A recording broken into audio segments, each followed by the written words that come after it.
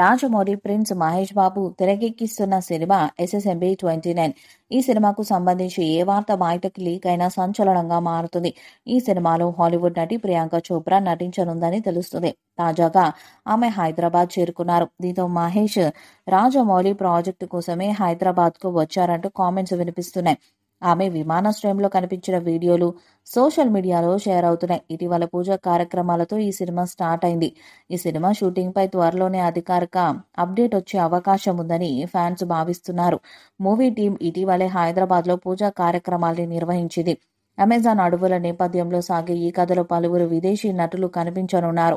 భారతీయ భాషలతో పాటు విదేశీ భాషల్లోనూ ఈ సినిమా ఉంటుందని సమాచారం. దుర్గా ఆర్ట్స్, కేఎల్ నారాయణ ఈ చిత్రాన్ని నిర్మిస్తున్నారు.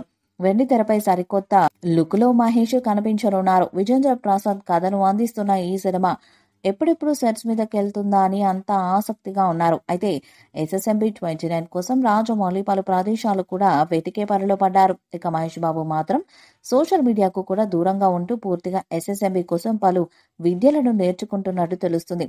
అయితే ఈ సినిమాకు సంబంధించిన వార్తలు క్షణాల్లో వైరల్ అవుతూ ప్రేక్షకుల్లో అంచనాలను పెంచుతున్నాయి.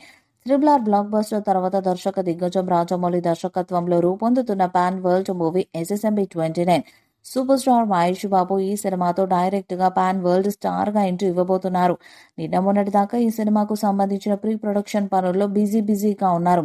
ఇక ఈ సినిమాలో నటినట్లు ఎవరన్న విషయాన్ని ఇంకా జక్కన్న ప్రకటించలేదు. దీంతో ఇప్పటిదాకా కేవలం మహేష్ బాబు హీరో అనే విషయంపై మాత్రమే క్లారిటీ ఉంది.